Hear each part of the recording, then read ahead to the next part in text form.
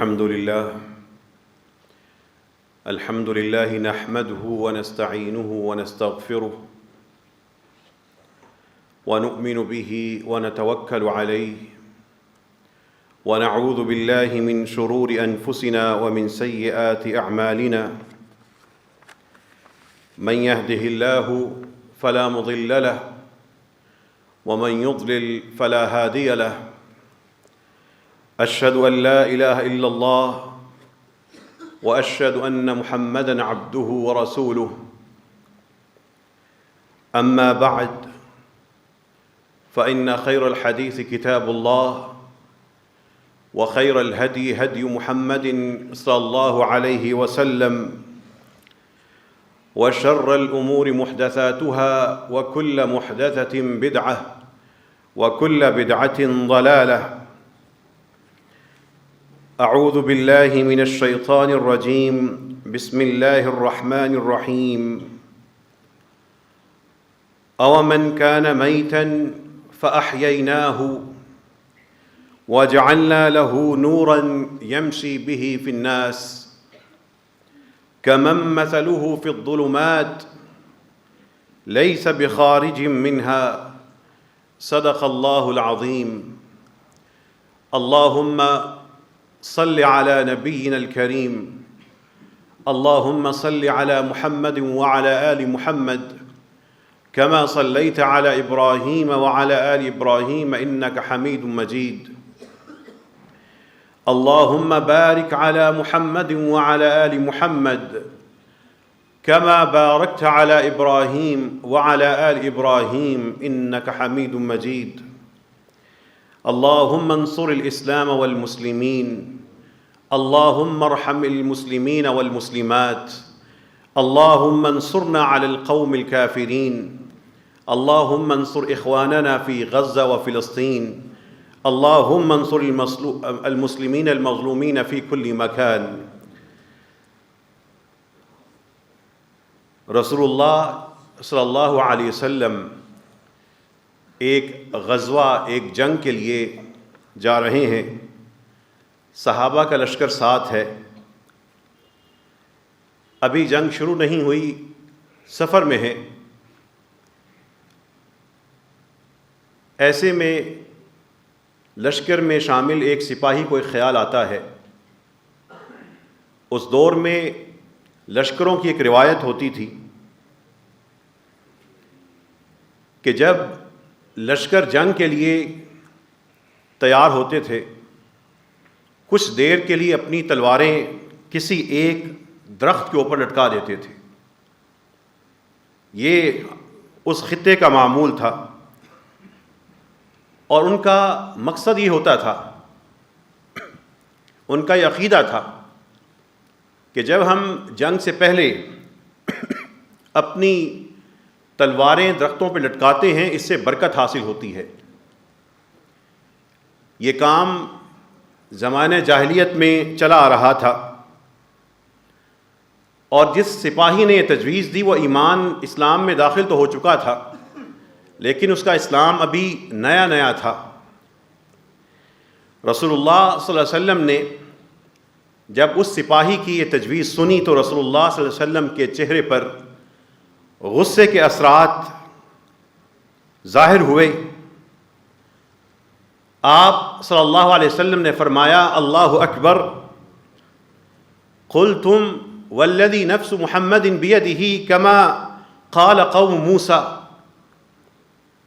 کہنے والے نے آج اسی طرح کی بات کی ہے جس طرح موسیٰ کی قوم نے لوگوں کے بنائے ہوئے جھوٹے خدا دیکھ کر اور ان جھوٹے خداؤں کی عبادتوں کے رواج دیکھ کر اللہ کے پیغمبر سے یہ مطالبہ کر دیا تھا، اجعل لنا الہا کما لہم آلہہ، اے موسیٰ ہمارے لیے بھی کچھ چھوٹے چھوٹے خدا بناؤ جیسے ان کے چھوٹے چھوٹے خدا ہیں۔ یہ اسی طرح ہے جس طرح موسیٰ سے جو توحید کی دعوت پھیلانے آئے تھے، لیکن دوسرے مذہبوں اور دوسرے لوگوں کے چال چلن اور رواجوں کو دیکھ کر نادان لوگ متاثر ہو گئے اور انہوں نے توحید کا علم اٹھانے والے پیغمبر سے کہہ دیا ہمارے لیے بھی کچھ ایسے الہ بنا دو۔ رسول اللہ صلی اللہ علیہ وسلم نے فرمایا انکم قوم تجہلون، تم ایک ایسی قوم ہو جو علم نہیں رکھتی، انہا السنن، یہ خاص طریقے ہوتے ہیں، لترکبن سنن من کان قبلکم، خدشہ ہے کہ تم اپنے سے پہلے والے لوگوں کے طریقوں پہ چلنا شروع کر دو گے۔ اپنی اس امت اسلام کو، اس دین اسلام کو چھوڑ کر تمہارے اندر یہ جذبہ ہوگا کہ وہ اس طرح کرتے ہیں، ہمیں بھی اس طرح کرنا چاہیے۔ اور شاید ہمارے دور کا انسان اس چیز کو عدل کے ساتھ اگر سوچے تو ہم سے بہتر ان کی نقل کرنے والا کوئی نہیں۔ ہماری نسلیں، ہمارا نظام تعلیم، ہمارا سماج اسلام کی تصویر پیش کرنے کی بجائے کہیں یہود کی خرافات پیش کرتا ہے، کہیں ہندوؤں کے رسم و رواج کو پروان چڑھاتا ہے، اور کہیں نصارہ کی جھلکیاں ہمارے بچوں، نوجوانوں، مردوں اور خواتین میں نظر آتی ہیں۔ رسول اللہ صلی اللہ علیہ وسلم کو یہ خدشہ تھا اور ان کا خدشہ سچ ثابت ہوا۔ رسول اللہ صلی اللہ علیہ وسلم ایک حدیث میں فرما رہے ہیں لَتَتَّبِعُنَّ سُنَّةَ مَنْ كَانَ قَبْلَكُمْ شِبْرًا بِشِبْرٍ، تم ایک ایک بالش کی طرح عین جس طرح وہ چلتے ہیں تم ان کے پیچھے اسی طرح چلتے جاؤ گے۔ وَذِرَاعًا بِذِرَاعٍ، جس طرح ایک ہاتھ کی لمبائی کے برابر ان کا معاملہ ہوتا ہے تم بھی ہو بہو اسی طرح پورے ہو بہو ان کی نقل کرتے جاؤ گے، یہاں تک کہ اگر وہ اپنے کسی رسم و رواج کی وجہ سے کوئی اوٹ پٹانگ کام کرتے ہوئے کسی زمین میں داخل ہونے والے جانور گو اس کے بل میں داخل ہوں، تم بھی پیچھے اس لیے داخل ہو جاؤ گے اس لیے کہ وہ ایسے کرتے ہیں۔ اب اللہ تعالیٰ کے رسول صلی اللہ علیہ وسلم کا یہ فرمان سن کر صحابہ حیران اور پریشان ہوئے، اے اللہ کے رسول ہم پہ یہ حال آئے گا کہ ہم ان یہود و نصارہ کی اس حد تک نقل کریں گے، آپ کی مراد کا یہ یہود و نصارہ ہیں؟ رسول اللہ صلی اللہ علیہ وسلم نے پوچھا فمن، تو میں اور کس کے بارے میں بات کر رہا ہوں؟ فمن، اور میں کس کے بارے میں بات کر رہا ہوں؟ یہ دو واقعات میں نے آپ کے سامنے اس لیے رکھے کہ اللہ تعالیٰ کے رسول صلی اللہ علیہ وسلم نے ان احادیث میں جس کی طرف اشارہ کیا ہے کہ مسلمانوں میں، اسلام لانے والوں میں، ان کے مردوں، ان کے بچوں، ان کی عورتوں، نوجوانوں میں ایک بیماری آئے گی۔ وہ بیماری یہ ہوگی کہ جیسے یہود و نصارہ ہیں اسی طرح کے احکام ہم بھی کریں، اسلام کا کلچر بنانے کی بجائے وہ یہود و نصارہ کی عقیدے، ان کی ثقافت، ان کے نظام تعلیم، ان کے نظام تجارت، ان کے نظام قضاء اور ان کے رہن سہن کے طریقوں کی نقل میں فخر محسوس کریں گے۔ یہ بیماری امت محمدی کے لوگوں میں آئے گی کہ وہ رسول اللہ صلی اللہ علیہ وسلم کے طریقوں کو چھوڑ کر ان کے طریقوں پہ چلیں گے۔ اب انسان یہ سوچتا ہے کہ ان میں بھی بہت سے نیک لوگ ہیں، ان میں بھی بہت سے خیر کے کام کرنے والے ہیں، انسانیت کو نفع دینے والے کام انہوں نے کیے ہیں، ہسپتال بناتے ہیں، ترقی میں شامل ہیں، طب میں کارنامے انجام دیے ہیں۔ اسلام اس چیز کا انکار نہیں کرتا، ہاں انہوں نے یہ کیا ہے، مسلمانوں کو بھی کرنا چاہیے تھا، کبھی کرتے رہے ہیں۔ ان میں بھی ایسے ہیں جو اللہ کی راہ میں نہیں لیکن دنیا کو دکھانے کے لیے ضرور خرچ کرتے ہیں، ان میں سے ایسے ہیں جو اللہ کے رسول صلی اللہ علیہ وسلم پہ ایمان نہیں رکھتے، اللہ تعالیٰ کو مانتے ہیں لیکن رسول اللہ صلی اللہ علیہ وسلم کا انکار کرتے ہیں۔ قرآن ان کو اہل ایمان میں داخل نہیں کرتا۔ ان کی نیکیاں، ان کے نیک کام، ان کے رفاہی کام، اللہ ان کو اس کی جزا دے گا اور دیتا ہے۔ ان کو ان کے نیکیوں کا اجر ملے گا اور ملتا ہے۔ اللہ تعالیٰ کسی کی بھی نیکی ضائع نہیں کرتے۔ لیکن یہاں سے ایک مسئلہ ایک حدیث کی روشنی میں سمجھیے۔ رسول اللہ صلی اللہ علیہ وسلم کے دور سے پہلے جو دور ہے زمانہ جاہلیت، اس میں ایک بڑا نام تھا ابن جدعان۔ وہ رشتہ داروں کا خوب خیال رکھنے والا، مسکینوں کو خوب کھانا کھلانے والا۔ حضرت عائشہ رضی اللہ عنہا نے نبی کریم صلی اللہ علیہ وسلم سے پوچھا، فَهَلْ ذَاكَ نَافِعُهُ؟ بندہ بڑا خیر خواہ تھا، بڑا رشتہ جوڑنے والا تھا، کیا یہ اس کو چیز آخرت میں فائدہ دے گی؟ رسول اللہ صلی اللہ علیہ وسلم نے فرمایا، لا ينفعه، یہ چیز اس کو نفع نہیں دے سکے گی۔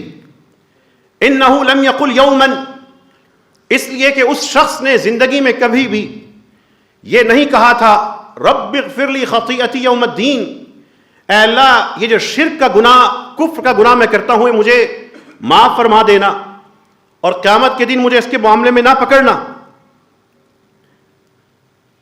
اس شخص کو یہ قیامت کے روز فائدہ نہیں دیں گی، تو پھر ان کو ان کے نیک کام کب فائدہ دیں گے؟ ایک حدیث میں آتا ہے اللہ تعالیٰ ان لوگوں کو ان کی نیکیوں اور اچھے کاموں کے بدلے دنیا میں سہولتوں کے عوض، سہولتوں کی شکل میں دے کر فارغ کر دیتے ہیں۔ ان پہ بلائیں آنی تھی، اللہ ان سے ٹال دیتے ہیں، ان کو اولادیں دے دیتے ہیں، ان کا رزق وسیع کر دیتے ہیں، دنیا میں ان کو غلبہ دے دیتے ہیں، خوشحالی دے دیتے ہیں۔ ان کے لیے جو مسائل تھے، جو مصیبتیں تھیں، اللہ تعالیٰ دنیا کے اندر اندر ان کافروں کا معاملہ ختم کر دیتے ہیں۔ اللہ تعالیٰ اپنے ذمہ نہیں چھوڑتے۔ یہ اگر ان کی نیکیوں کو دیکھتے ہوئے کسی کے دل میں یہ خیال پیدا ہوتا ہے کہ وہ فلاں چیز میں بہتر، سائنس میں بہتر، رفاہ عامہ میں بہتر، یقیناً وہ ہمارے زوال کی وجہ سے وہ بہتر ہے، لیکن اللہ تعالیٰ ان کو ان کے اجر سے محروم نہیں کریں گے۔ ان کا اجر دنیا تک محدود ہوگا، آخرت میں ان کے لیے عذاب ہی عذاب ہوگا۔ لیکن وہ شخص جو اسلام میں، جس کو اللہ نے اسلام کی نعمت دی، اومن کان میتن، جو شخص ایک مردار کی طرح تھا، فاحییناہ، ہم نے اس کو زندگی کا تحفہ دیا، وجعلنا له نورا، اس کے لیے ہم نے ایک نور مقرر کر دیا، یمشی بہ فی الناس، اس نور کے ساتھ وہ لوگوں کے درمیان گھومتا پھرتا ہے، اسلام کے ذریعے وہ چمکتا چہرہ، کمن مثلہ فی الظلمات، کیا اس مومن کا چہرہ اس شخص کی طرح ہو سکتا ہے، کمن مثلہ فی الظلمات، جو اندھیروں میں بھٹکا ہوا ہے، لیس بخارج منہا، وہ ان اندھیروں میں سے نکلنے والا ہے ہی نہیں۔ دو انسان، ایک نور کو لے کے چلنے والا، دوسرا اندھیروں میں بھٹکا ہوا، کیا یہ دونوں برابر ہو سکتے ہیں؟ قرآن جھنجھوڑنے کے لیے پوچھتا ہے کیا یہ دونوں برابر ہو سکتے ہیں؟ نہیں نہ ہو سکتے۔ ایک کو روشنی عطا کی ہے، دوسرا اندھیروں میں دھکے کھا رہا ہے۔ ایک کے ساتھ نور ہے، دوسرے کے نگہبان اس کے سارے اندھیرے ہیں۔ ایک اللہ کی طرف سے عطا مل کے عطا لے کے چل رہا ہے، دوسرا سزا میں جی رہا ہے۔ اب سوچئے، جس کو اللہ نے نور قرآن عطا کیا ہو، رسول اللہ صلی اللہ علیہ وسلم کی امت کا فرد بنایا ہو، اگر وہ اس اسلام پہ فخر کرنے کی بجائے، رسول اللہ صلی اللہ علیہ وسلم کو اپنا اسوہ حسنہ سمجھنے کی بجائے، ان کے اس نظام کو پروان چڑھانے کی بجائے وہ کافروں کی روش پہ چلے، وہ کلمہ محمد الرسول اللہ پڑھے، لیکن شکل میں، سماج میں، عادات میں، لین دین میں، اپنے کاروبار میں، اپنی عدالتوں میں وہ رسول اللہ صلی اللہ علیہ وسلم کا امتی نظر نہ آئے، اس کی سزا کیا ہونی چاہیے؟ اس کے زوال کی انتہا کیا ہونی چاہیے؟ اسی لیے جب رسول اللہ صلی اللہ علیہ وسلم کسی شخص کو اسلام میں قبول کرتے تھے، اس کے سامنے 4 معاملات رکھتے تھے۔ ہم ان میں سے کچھ معاملات بھول چکے ہیں، ہم اجتماعی طور پر معاملات بھول کے رسول اللہ صلی اللہ علیہ وسلم کے مجرم بن چکے ہیں۔ وہ 4 چیزیں کیا تھیں؟ تعبد اللہ، عہد کرو اللہ کی بندگی اختیار کرو گے، وتقیم الصلاۃ، اور نماز اس کو پابندی کے ساتھ ادا کرو گے، وتؤتی الزکوٰۃ، مال میں سے زکوٰۃ نکالو گے، وتناصح المسلمین، مسلمانوں کے خیر خواہ بن کے رہو گے، وتفارق المشرکین، مشرکین سے فاصلہ رکھو گے، مشرکوں سے فاصلہ رکھو گے، کافروں سے فاصلہ رکھو گے۔ ہم مسلمان سے فاصلہ رکھیں گے، امریکہ کے کافروں کے سامنے بچھ جائیں گے، ہم یورپی کنٹریز پہ جان نچھاور کر دیں گے، ان کے ساتھ اتحادی بن جائیں گے، مسلمانوں کا پہلا فرقہ ناپیں گے، ہم ان کے ایجنڈے کو لاگو کریں گے، اللہ تعالیٰ کے بھیجے ہوئے قرآن کی تعلیمات کو اپنے نظام کا حصہ بناتے ہوئے گھبراہٹ محسوس کریں گے۔ پھر رسول اللہ صلی اللہ علیہ وسلم پہلے خدشے کا اظہار فرما رہے تھے، پھر رسول اللہ صلی اللہ علیہ وسلم اعلان کرتے ہیں، اعلان اپنے معاشرے اور گھر، اپنی ٹی وی اسکرین، اپنا نظام عدالت، اس کو ذہن میں رکھتے ہوئے اس اعلان کو سنیے۔ اعلان ہوتا ہے، من تشبہ بقوم فہو منہم، جس نے کسی قوم کی شکل و صورت اور اس کے طریقے اختیار کر لیے، فہو منہم، اس کا کھاتا اسی قوم میں سے ہوگا۔ من تشبہ بقوم فہو منہم، اپنے نوجوانوں کا کلچر دیکھ لیجئے، شادی بیاہ کی رسم و رواج کہاں سے آئی ہیں؟ ہندوؤں سے لے کے بیٹھے ہیں۔ سکرین کس کے معیار پہ چلتی ہے؟ یورپین کنٹریز کے معیار پہ چلتی ہے۔ ہمارا کلچر، وزارت ثقافت جو پروگرام منعقد کرتی ہے وہ کس قسم کے پروگراموں کو پروان چڑھاتی ہے؟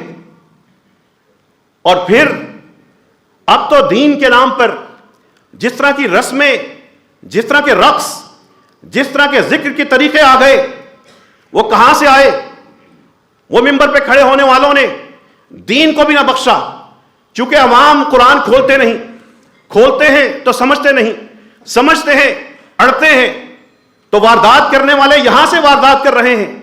من تشبہ بقوم فہو منہم، وہ جو بھی کسی قوم کا طریقہ اختیار کرے گا اسی میں سے ہے۔ یہ کون کہہ رہا ہے؟ رسول اللہ صلی اللہ علیہ وسلم فرما رہے ہیں، من جامع المشرک وسکن معه فإنه مثله، جس نے کسی مشرک کے ساتھ، بد عقیدہ شخص کے ساتھ رہائش رکھی اور اس کے ساتھ معاشرہ بنایا، فإنه مثله، وہ مسلمان ہونے کے دعوے نہ کرے، وہ شخص اسی مشرک جیسا ہے۔ پھر اعلان ہوتا ہے، بارگاہ رسالت میں سے ہوتا ہے، انا بریء، میں لا تعلق ہوں۔ کون؟ رسول اللہ صلی اللہ علیہ وسلم اعلان کرتے ہیں، جس شخص سے اللہ کے رسول اللہ تعلق ہو گئے اس سے بڑا بدبخت کون ہوگا؟ انا بریء من کل مسلم، میں ہر اس مسلمان سے لا تعلق ہوں، یقیم بین اظہر المشرکین، جو کافروں کے دیار میں جا کے بستا ہے۔ یہ رسول اللہ صلی اللہ علیہ وسلم کے اعلانات ہیں۔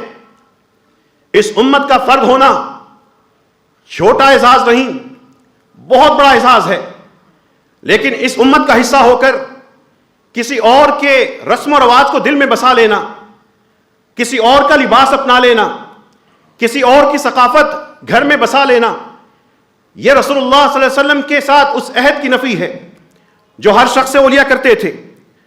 رسول اللہ صلی اللہ علیہ وسلم نے اس امت کے دلوں میں ان یہود اور نصارہ کی محبت ختم کر کے ان کی مخالفت اور نفرت کیوں پیدا کی تھی؟ کس طرح پیدا کی تھی؟ ایک روزہ ہے، وہ بھی رکھتے ہیں، ہم بھی رکھتے ہیں، عاشورہ کو روزہ آیا، رسول اللہ صلی اللہ علیہ وسلم نے 10 کو روزہ رکھا، لیکن کہا اگر میں زندہ رہا، چونکہ 10 کا روزہ صرف وہ بھی رکھتے ہیں، ہم ہو بہو ان کی طرح نہیں ہو سکتے، میں زندہ رہا تو اگلے سال 9ویں تاریخ کا بھی 7 روزہ رکھوں گا تاکہ مسلمان الگ نظر آئے، محمد الرسول اللہ کہنے والے کا عمل عبادت الگ نظر آئے، وہ انہی کی طرح عبادت میں روزے کی کیفیت میں نہ ہو۔ یہاں پہ رسول اللہ صلی اللہ علیہ وسلم نے ایک روزہ ہی تھا نا، رکھ لیتے ان کے ساتھ ہی، کیا فرق پڑتا تھا؟ زمین آسمان کا فرق پڑتا تھا۔ ہم ان جیسے نہیں ہو سکتے، ہم ہر معاملے میں عبادات میں ان سے الگ ہوں گے۔ لیس منا من تشبہ بغیرنا، ہم میں سے وہ ہے ہی نہیں جو ہم غیر مسلموں سے ان جیسے جا کے کام کرے، ان جیسے ملتا جلتا ہو۔ ابغض الناس الی اللہ ثلاثہ، 3 لوگ اللہ کو ناپسند ہیں، برے ہیں، اللہ کے ہاں قابل نفرت ہے۔ ان میں سے ایک کون ہے؟ وَمُبْتَغٍ فِي الْإِسْلَامِ سُنَّةَ الْجَاهِلِيَّةِ، جس نے اسلام نازل ہونے کے بعد کوئی ایسا کام کیا جو جاہلیت میں وہ کیا کرتے تھے۔ اور پھر سنیے، اولاد کو، گھروں کو، نظام تعلیم کو مغرب زدہ لوگوں کے ہاتھ میں دینے والے یا اس کو پروان چڑھانے والے۔ وَمَن يُشَاقِقِ الرَّسُولَ مِن بَعْدِ مَا تَبَيَّنَ لَهُ الْهُدَى وَيَتَّبِعْ غَيْرَ سَبِيلِ الْمُؤْمِنِينَ، جو اللہ تعالیٰ کے رسول کے حکم کا نازل ہونے کے بعد ان کی مخالفت کرے اور اہل ایمان کے طریقوں سے ہٹ کے کوئی راستہ تلاش کرے، نُوَلِّهِ مَا تَوَلَّى، جہاں وہ جاتا ہے ہم اس کو جانے دیں گے، جہاں پھرتا ہے پھرنے دیں گے، جس کافر ملک میں جا کے اپنی اولاد کو بسانا چاہتا ہے بسانے دیں گے، لیکن وَنُصْلِهِ جَهَنَّمْ، ہم اس کو دوزخ میں داخل کر کے چھوڑیں گے۔ وَسَاءَتْ مَصِيرًا، ہے بہت برا ٹھکانہ۔ یہ اعلان کہاں سے ہے؟ رسول اللہ صلی اللہ علیہ وسلم کی احادیث اور قرآن کی طرف سے ہے۔ خالف الیہود، یہودیوں کی مخالفت کرو۔ اگر یہود جوتوں میں نماز ادا نہیں کرتے تو رسول اللہ صلی اللہ علیہ وسلم فرماتے ہیں تم لوگوں کے لیے جائز ہے کہ تم جوتوں میں نماز ادا کرو۔ ان کے ہاں یہ چیز منع ہے، لیکن اسلام میں اس چیز کی اجازت ہے۔ اذان کی ابتدا ہوئی، اس واقعے کو پڑھیے گا، اللہ کے رسول صلی اللہ علیہ وسلم نے فرمایا نماز کے لیے اطلاق کیسے کی جائے؟ بہت سی تجاویز آئیں۔ کسی نے کہا آگ بلند کریں گے، کہا نہیں، مجوسیوں کا طریقہ ہے۔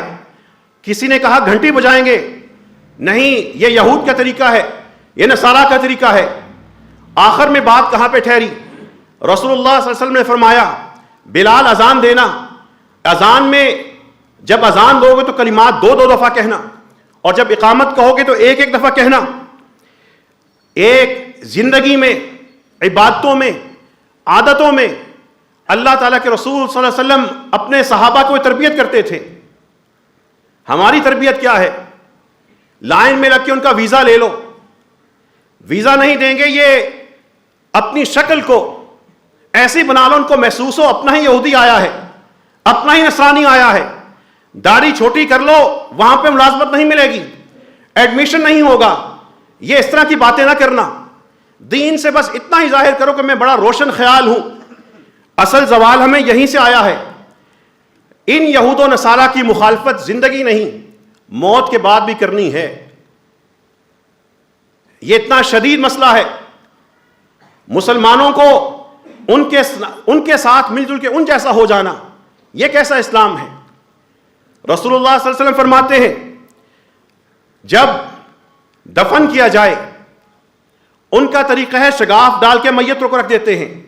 ہمارا طریقہ یہ ہوگا ہم شگاف ڈال کے پھر لحد نکالیں گے، اس میں اپنی میت کو رکھیں گے۔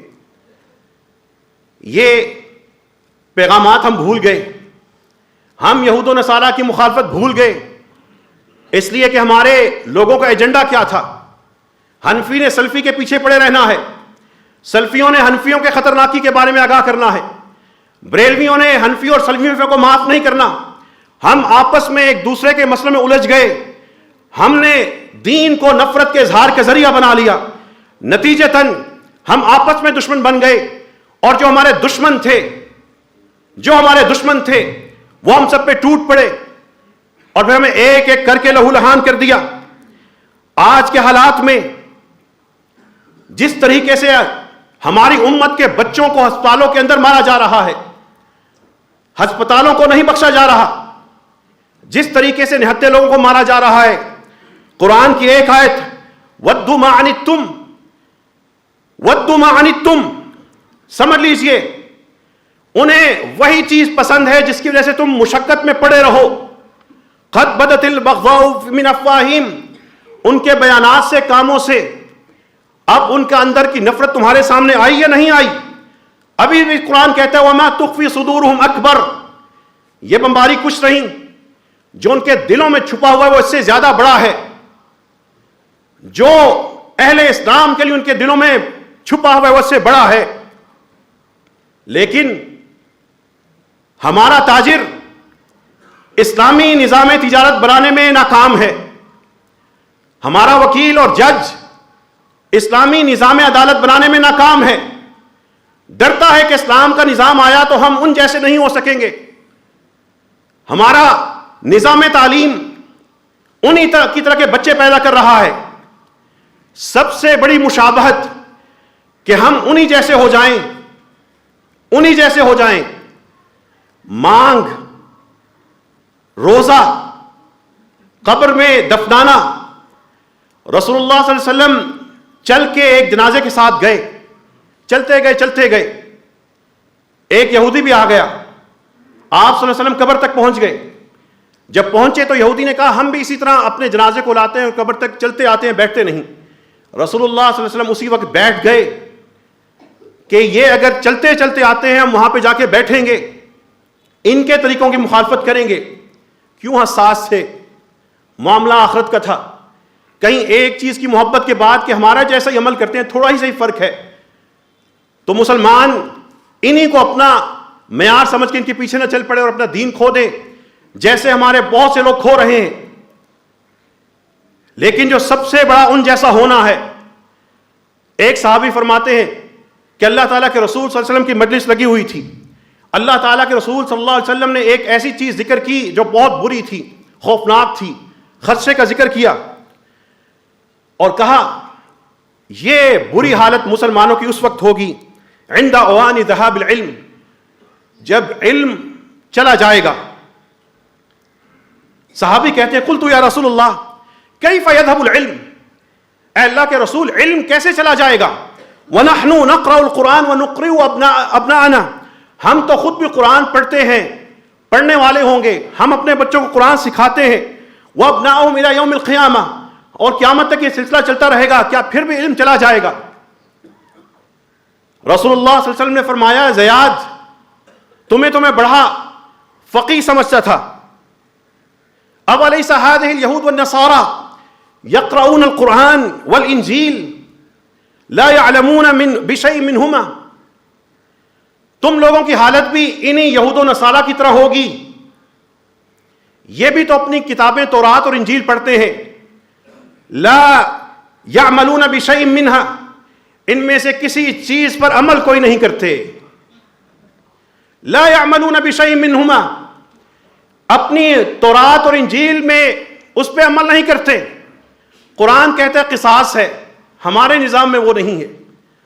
قرآن کہتا ہے حرام سے چھٹکارا ہے، ہمارا نظام ہر سطح پہ حرام کی طرف لے کے جاتا ہے۔ قرآن کہتا ہے اتقوا اللہ، وہ ہماری پلاننگ میں شامل نہیں ہے۔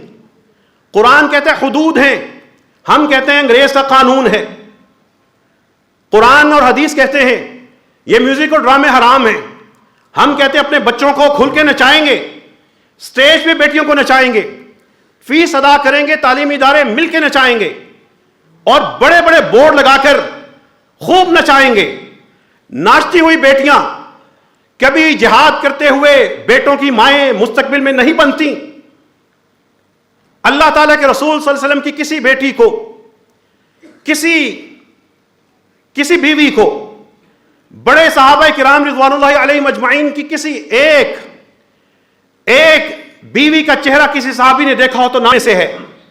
ہمارا حکمران سے لے کے عوام تک قرآن پڑھتے ہیں لیکن اس پہ عمل نہیں کرتے، اس لیے کہ ہم افورڈ نہیں کرتے.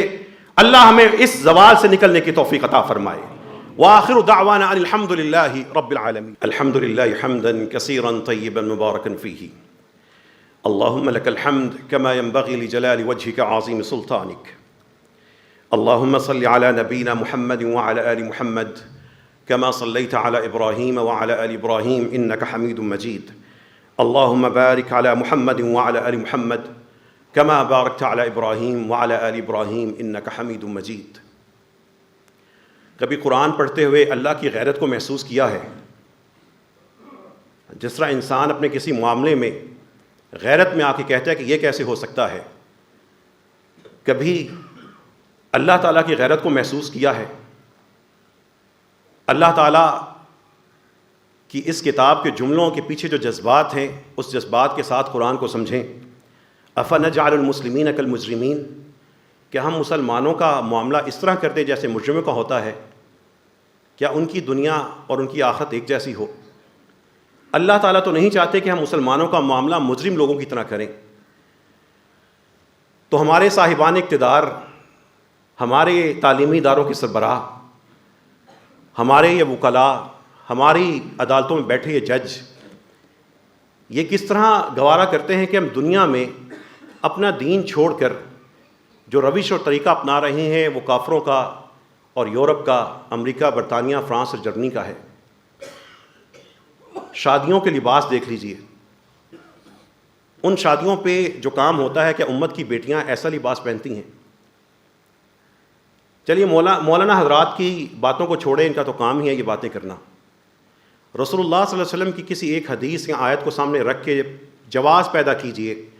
جس طرح ہم شادی بیاہ کے کلچر میں 40-50 گناہ کرتے ہیں، کیا ہم مسلمانوں کی شادی لگتی ہیں مجرموں کی ہے؟ اللہ تعالیٰ تو نہیں چاہتے کہ مسلمانوں کو مجرموں کی طرح کریں، لیکن مسلمان زیادہ تر اس چیز کا شکار ہیں کہ وہ مجرموں کی طرح اپنا نظام قضا بنانا چاہتے ہیں، نظام تعلیم بنا بیٹھے ہیں، وہ نظام سماج ایسے ہی بنا کے بیٹھے ہیں، وہ نظام اقتصاد ایسے ہی بنا کے بیٹھے ہیں. وہ گھبراتے ہیں جب ان کے سامنے اللہ تعالیٰ کے قرآن کے احکامات پڑھے جاتے ہیں. ام نجعل الذین آمنوا وعملوا الصالحات کالمفسدین فی الارض ام نجعل المتقین کالفجار، کیا ہم متقی لوگوں کا فاجر لوگوں کی طرح معاملہ کریں گے؟ قرآن تو کہتا ہے ہمارا تو دل نہیں کرتا. پھر ہمارا دل کیوں کرتا ہے؟ ہمارا دل کیوں کرتا ہے کہ ہم ان جیسے ہو کے اللہ ہمیں مسلمانوں کی طرف جانا چاہتے ہیں، ہم ان فاجروں کی طرف جاتے ہیں. فلسطین پہ بمباری ہوتی رہے گی، اس سے زیادہ ہوگی. 1 مہینے میں ہم سب کیا کر سکے؟ 1 مہینے میں ہمارے حکمران کیا کر سکے؟ اور صرف حکمرانوں کو کوسنا دے کے چلے جانا کوئی بات نہیں. ہم عوام کیا کرتے ہیں؟ ہم ہر کوئی دوسرے سے توقع لگا کے بیٹھا ہے حملہ تم بھی کرو. اپنے بیٹوں کو جہاد کے لیے تیار کیا ہے، اپنے گھروں میں مجاہد لوگ تیار کیے ہیں، اپنے گھروں میں نماز اور ان چیزوں کا نظام قائم کیا ہے. اور بمباری ہوگی. ہمارے دلوں میں خوف اور محبت ہے امریکہ کی. سب سے بڑا اس وقت مسلمانوں کو تعداد میں قتل کرنے والا امریکہ ہے. ہم اس سے پیسے مانگ کے اپنا گھر چلاتے ہیں. بتائیے تو صحیح ہم اس کے سامنے کیسے احتجاج کریں گے؟ سب سے زیادہ مسلمانوں کے ملکوں کو برباد کرنے والا امریکہ ہے. اسرائیل جو بمباری کر رہا ہے، بم کہاں سے مار رہے ہیں، وہ میزائل کہاں سے جا رہے ہیں، وہ آپ سب کا پالنے والا امریکہ ہے. کوئی مسلمان ملک، اس کا حکمران یہ نہیں کہہ سکتا کہ اس کے خلاف جنگی جرائم کا مقدمہ درج کیا جائے. انٹرنیشنل لا پڑھنے والے مسلمان وکیل کیوں خاموش ہیں؟ یہ صرف کہہ دینا فلاں ملک ایسا، فلاں ایسا، فلاں جرنیل ایسا. جو تاجر ہیں انہوں نے اسلامی نظام تجارت قائم کیا ہوتا، ہمارا روب ان پہ ہوتا. ہماری مارکیٹ کمیٹیاں تاجروں کے مفادات کے تحفظ کی بجائے وہ اللہ کی شریعت کے مطابق عوام کے مفادات کا محافظ ہوتی تو ہماری تجارت دنیا بھر میں مقبول ہوتی. ان کے برانڈز کھڑے ہیں ہمارے شہروں میں ہیں. ہمارے ارب پتی وہ اپنے برانڈز کیوں کامیاب نہیں کر سکے؟ انہوں نے اپنے بڑے بڑے جن ناموں کے ہم پجاری ہیں اس کے متبادل معیار کیوں نہیں دیا؟ کچھ ہمیں تو سوچنا ہوگا. یہ بمباری ہوتی رہے گی اور تیز ہوگی. اس سے زیادہ شدید شام میں ہو رہی ہے. یمن کا بہت برا حال ہم نے خود ہی کر لیا. فلسطین کے لیے اگر سچے ہیں اپنے دشمن کو پہچاننا ہوگا.